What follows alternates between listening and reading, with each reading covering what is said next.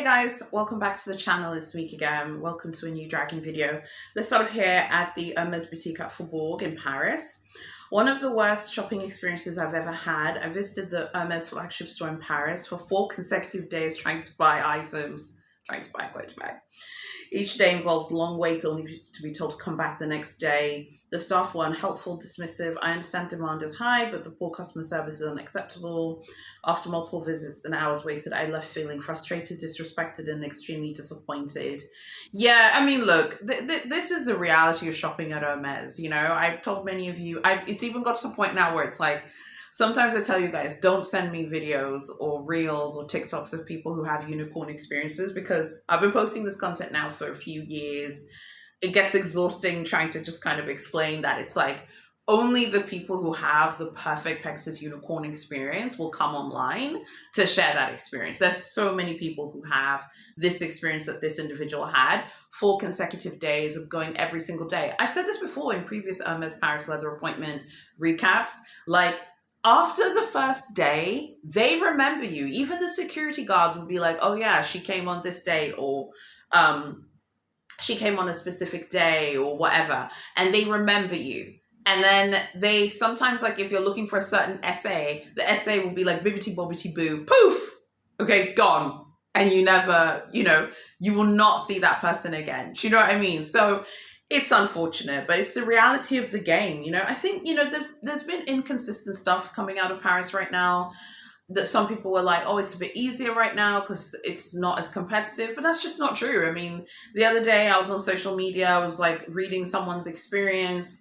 and someone had left their experience in a TikTok comment. I think they were there in May.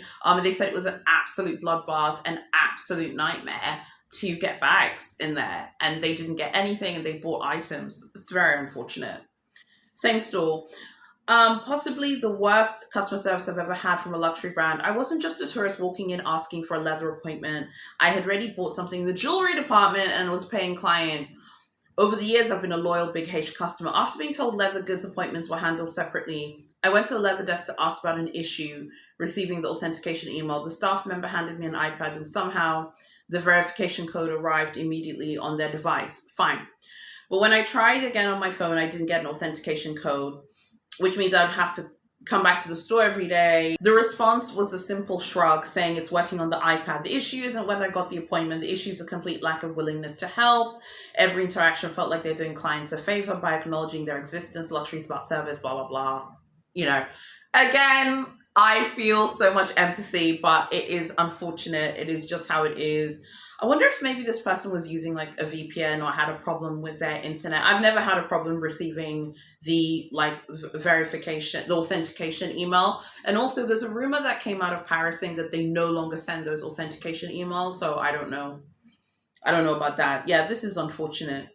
The next one is Hermes New Bond Street in London. I witnessed the queue management staff accepting tips from clients and then allowing them to skip the queue. This is unacceptable and extremely unfair to everyone who waited.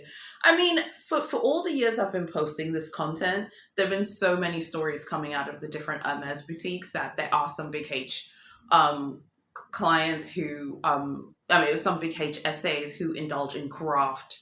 So I'm not surprised to hear this graft at all. If it's true, I don't see why it wouldn't be true. The fact that someone bothered to write it probably is. That doesn't surprise me at all. I've heard crazy stories coming out of Paris about graft. Some of the boutiques in the US, there are SAs who have been sacked because of graft and corruption. So it's not anything surprising at all. I mean, that's how competitive it is to shop at this brand.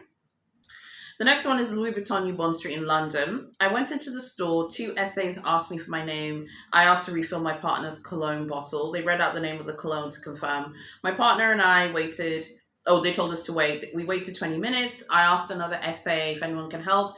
He responds with, no, did they not take your name at the door? We explained that they did. No one came to help. We waited another 5 minutes, only for them to tell us the cologne refill wasn't possible. It's been out of stock. She said, I'm sorry, and then explained that the SA should have told us that. Save your time and go to the White City boutique. That's the one at Shepherd's Bush.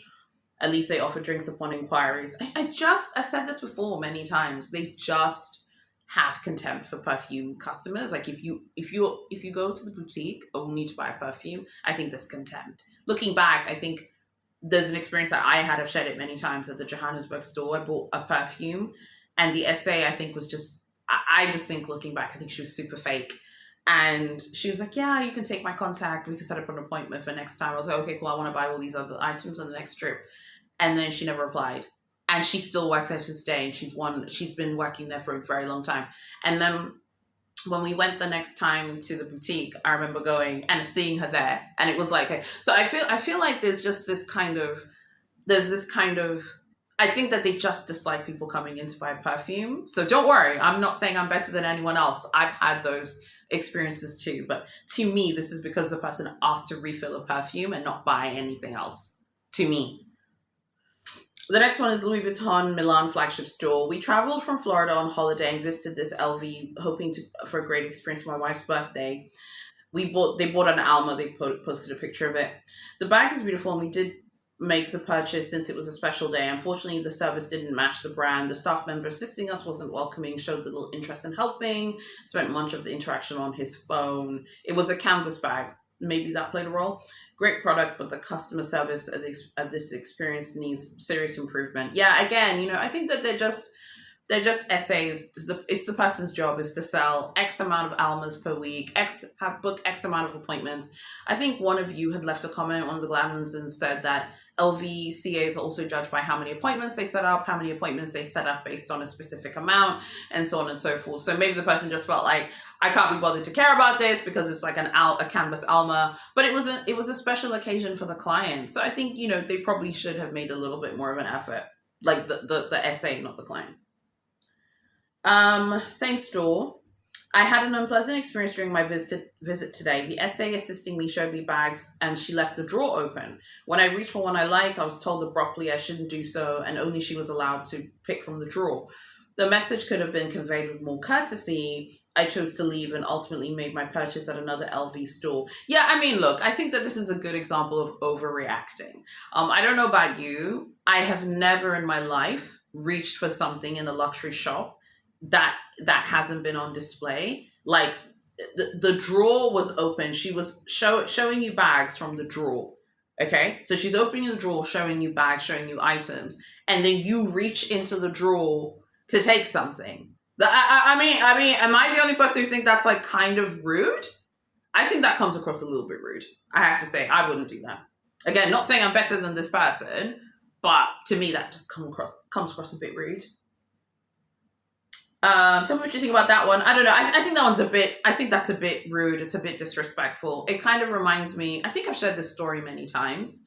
There's some people who don't understand boundaries and don't understand when they're being disrespectful and being rude. I think I've shared this story before. Many years ago, my husband and I had gone out for lunch to this restaurant. And then there were a group of people who my husband knew. They're not friends. They're more like acquaintances or business associates. And my husband and I, we were cool. We weren't talking, but we were cool. He was doing something on his phone. I was doing something on my phone. But it was funny because we'd been laughing the whole day prior. But we were quiet when we were eating. And normally when me and him are eating, we don't speak to each other. We just eat, particularly if we're starving. I don't know if you're like me, but if I'm starving, I don't really want to sit and have conversations with people if I'm absolutely starving. And he's the same way when he's starving. And we were just eating, checking things on our phone. And then there was this a business associate / acquaintance that came over to my husband.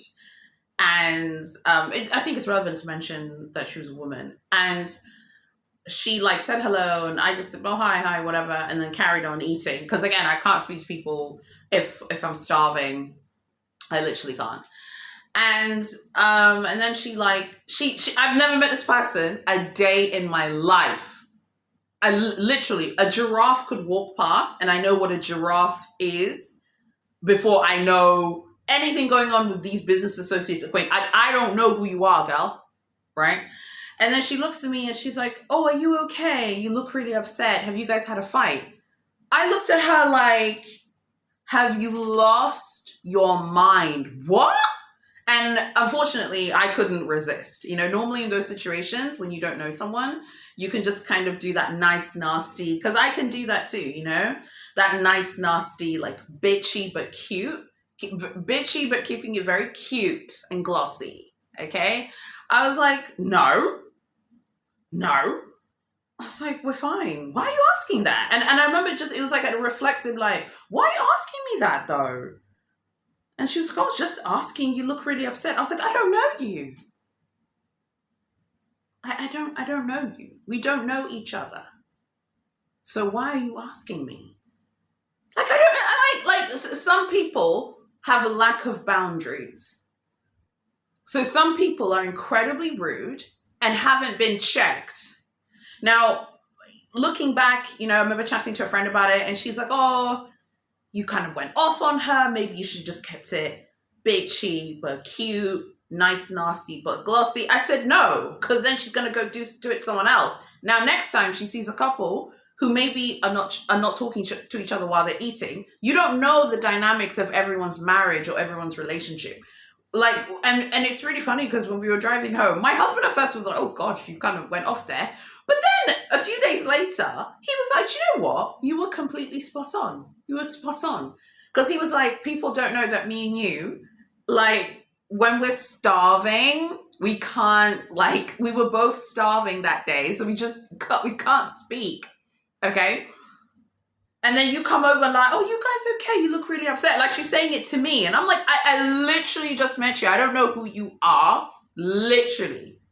Baby, like, there's Neptune in the solar system. There's Saturn in the solar system, my favorite planet, honey. There's Venus. I don't know who you are, girl.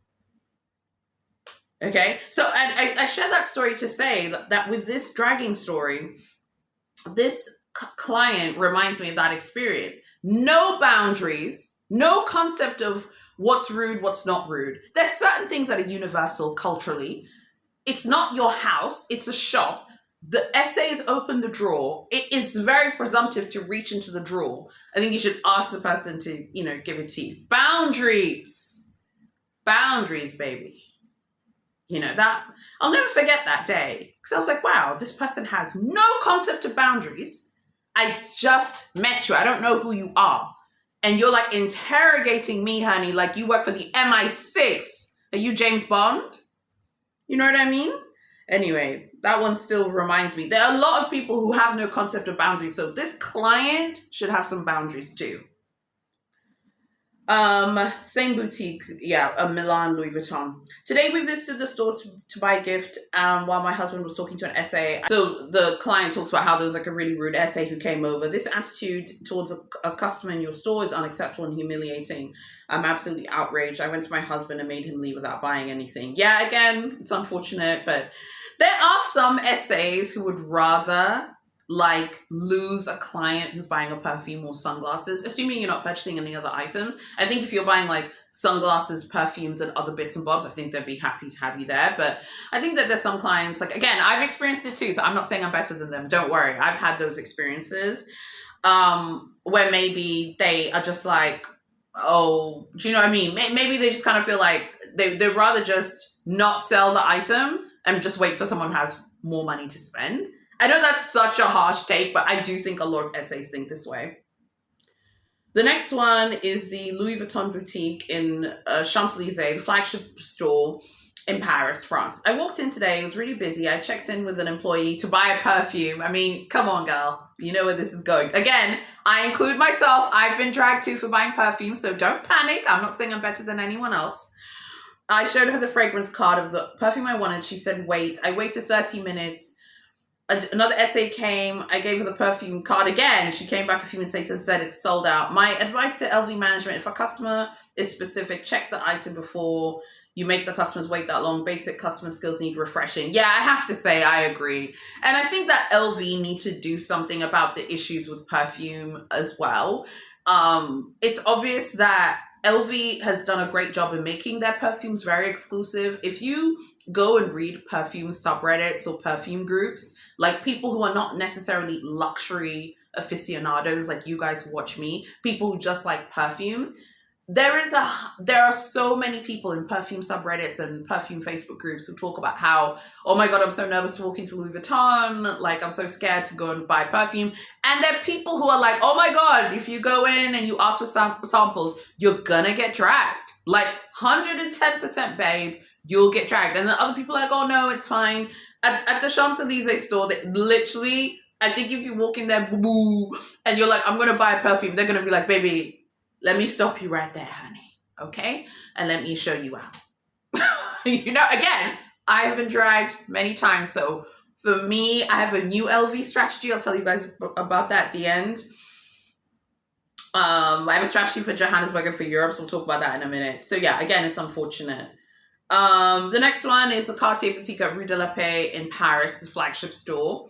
We specifically made an appointment at Cartier because this was supposed to be my first Cartier jewelry purchase. Unfortunately, it was disappointing. It started off friendly, but after 5 minutes, the SA seemed rushed and her attitude changed when I said I was deciding between the love ring, the Juste Clou, and I wanted to try them on different fingers. That means that she has to bring them out in different sizes. Both rings are cheaper than anything else they sell. I don't know if she was expecting me to buy more expensive things, but she looked really irritated. Mind you, the store wasn't busy. I was only given one size of each ring, and when I asked about sizing, the response was really impatient. For a luxury shop, I expected better customer service. Luxury is not just only about jewelry. Okay, and she goes on a rant here. My purchase wasn't beautifully wrapped either. Oh, that's quite shocking. I have 2 daughters. I don't think I'll ever buy them anything else. Yeah, this is unfortunate. I mean, I bought my love ring at the Cartier at the Champs-Élysées store. This is the one at Rue de la Paix. At first, when I bought my love ring there, she was kind of like, you know, icy, glamazon, Parisienne vibes. You know, she kind of, but then once I was like, oh, I'm definitely buying. I had to reassure her multiple times. And then I realized that I think there are a lot of people who pretend that they're going to buy and then like cancel at the end, which I think is awful. I would never give an SA the impression I'm going to buy something. So I'm wondering if Cartier SAs have been tricked and scammed by clients before, so they just don't believe you until you pay. It's possible. Now, in this example, I read something that some Cartier glamazons were talking about on social media, saying, allegedly, they can't bring out a ton of pieces at once. Because even I was curious about this. They'll bring out maybe 2 items of something you've requested at any given time, or maybe they'll bring out 3. And apparently it's like for security. You know what I mean? So I'm super curious about like the impact of that, because I think maybe some people feel like, oh, they don't want to show me anything. Now that I found that out, that kind of makes sense about my experience. And I think also they want to be sure you're going to buy. I don't think it's like, oh, because they're like too affordable. Also, we don't know what size she bought. Did she buy the love ring wedding band? Yeah, I think maybe that they'll be like, or did she buy like the big love ring, the chunky one, which is like 2005? Or the bigger love ring. I mean, I don't know. Again, you know, it shouldn't matter because the person was clear that they were going to buy. The final one is Cartier plus Vendome. When you walk in Paris, when you walk in, the SA looks at you from front to bottom in a disapproving manner. It's a shame that Cartier as a jewelry house allows its employees to look down on clients. One shouldn't judge a potential customer because they're wearing jeans. Very unclassy of these SAs who need better training. Yeah, look, girl, let me tell you something. In Paris, people are just well dressed. Like a casual Parisian glamazon babes look is like high end in other markets. Like what casual is in France is like super glossy and high end in other markets. So what French people think is like, wow, that person's really well dressed. It's like really, really well dressed in other markets. You know, it's unfortunate. Again, I think I would just make a bit more of an effort for the Vendome boutique personally. But I also have to, you know, caveat that I'm a Black woman. Black people, we suffer from a lot of bias when we go shopping, and we are many times when Black clients are in shops, any shop, it could be Zara, H&M, it could be any high-end store. People just watch you more, they follow you more. I've talked about these experiences here that I've had with my husband, at Dior, at Louis Vuitton, at Big H, at lots of places we've had some unpleasant experiences that are not particularly pleasant. I don't necessarily want to like remember them too much because some of them were very unfortunate. But it's like when you dress really well, in a strange way, like dressing really well, particularly for minority ethnic groups, is like a form of armor, so that they have to take you seriously. You know, I think I've shared with you guys many times, like I'm left wing. Those are my political beliefs. I've never hidden those. There's this like left wing influencer who I follow in the US, and he was talking about how he stopped wearing like hoodies and sweatshirts and stuff, and now he wears suits with ties because he said he noticed that people from more mature demographics, they listen to him talk about left-wing ideas more when he wears a suit and tie versus him talking about his beliefs when he's wearing a hoodie. I completely agree. Packaging and presentation like plays a massive role. So those are today's dragging ones. I'm kind of changing my strategy a little bit. Louis Vuitton. I think Louis Vuitton is a very transactional brand. I think they're super transactional. And also because I realized I haven't posted a video in like a week. I just received something super small from Louis Vuitton that I had ordered through my cousin from the boutique in Copenhagen in Denmark. It just arrived like a few days ago, but it's a really small item. It's not a handbag or anything like that. It's very small. So I was thinking maybe I'll just unbox it after we come back from South Africa. There's some stuff going on in South Africa right now. I think a lot of you are aware. So I'll let you guys know once I'm in SA. I won't say exactly when I'm going. So I think I'll show the Louis Vuitton unboxing with the South African Louis Vuitton shopping bits and bobs. That way it's like, I think more interesting to watch because it's just such a small piece, but it literally just arrived. I actually paid for it in March, but I've received it now because it took ages for it to arrive to my cousin's house. But my strategy for LV moving forward is at the Johannesburg stores, just have zero expectations.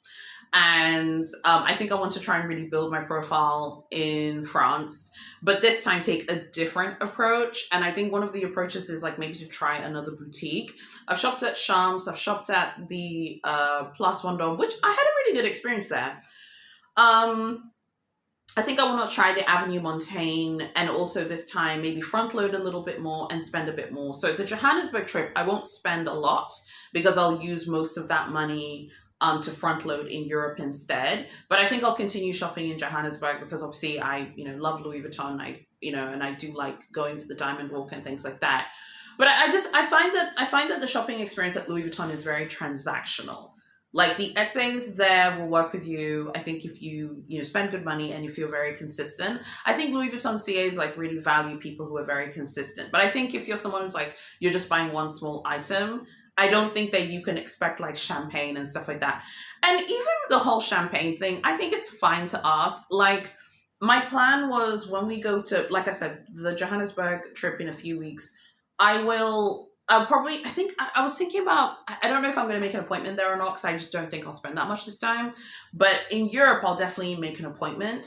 And I think that if you're going to make an appointment, I think if you're clear that you're definitely buying items, I think you should state that. Like some people want to have that like big, beautiful, luxurious like appointment, that you see on social media. I think in order to have that kind of like experience, you have to, obviously buy quite a few items, So I think it might be worth, for those of us who don't have CAs, just an idea that I was thinking of, it might be worth like when you're making the appointment online, if I recall correctly, there is like a space to leave comments or notes. It might be worth to be like, hey, I would like to buy, I'm just speaking out loud here. Hey, I'd like to buy an exotic capucine, color blossom, fine jewelry bracelet. I'd also like to buy this dress. If you have the reference, even better. And be like, hey, I'd like to pick, or for example, I'd like to buy an exotic bag. I'm thinking ostrich, lizard, and crocodile, and I'm, ready to make a purchase. Please, can you connect me with someone who wants to work with me in the future? Again, make it sound a little bit better than that, because I think that would force Louis Vuitton or any brand, I think it would force them to pair you with a CA who wants to build a book of clients, because my experience has always been like, you go there, you try, people don't respond to messages, they don't send lookbooks and stuff. Like I've received lookbooks this year from Moschino and from Versace where I don't have like a stable SA situation, which has been really cool to receive those lookbooks. That was cool, and there's no question about that. But I think it might be worth doing something like that. And so I think I'm sharing this more for the African glamazons because it's hard for us to access these stores. I think if you're going to Europe or you're going to the States, and assuming that you go there often, it might be worth just to mention that in like the space where you can leave a note for any brand. It doesn't just have to be Louis Vuitton. Just using LV as an example, and just be like, I would like to buy, again, speaking out loud, not necessarily saying this, but I'd like to buy an exotic capucine. I'd like to buy a dress. I'd also like to buy this bracelet from the Color Blossom line. Can you also show me can you also show me some small heart-sided pieces? And can you also show me some, other ready to wear? Please, can you connect me with an SA who would like to build a relationship with me? I think something like that I think would also force Louis Vuitton or whichever brand it is that's taking the appointment to pair you with a CA who's going to respond to messages and not be annoying about like staying in touch and being in contact. You know, I'm very respectful of people's time and I don't waste people's time because I know that this is someone's livelihood. But I think some of these CAs, they don't even want to try. So I think if you're someone who's like willing to buy some of those expensive pieces, I think it might be worth just dropping that there. And I think if you, again, this is just the way I was thinking in my head. I think if you do something like that, again, just Louis Vuitton is the example, they might give you that like beautiful luxury appointment experience versus just setting up an appointment and them going based off your profile because they don't know what to expect. I hope that makes sense because in my head, it makes total sense to be a little bit more direct about what you're looking for. And this is, again, for the Glamazons who live in countries with no stores. If you live in a country with a store, it's not really relevant. So anyway, I just wanted to mention that. Hope that makes sense. Makes sense in my head. Okay, guys, thank you so much for watching. God bless you all. Like, comment, share, and subscribe. Everything is linked below. Yeah, I think that's pretty much it from me. I'll see you guys next week. I think we're just going to stick with one video, maybe two, but honestly, I think just one for now. You know, keep watching my videos, dropping comments and liking, and keep supporting, and then I'll post more. But yeah, thank you so much for watching. God bless you all. I'll see you in my next video. I'm out.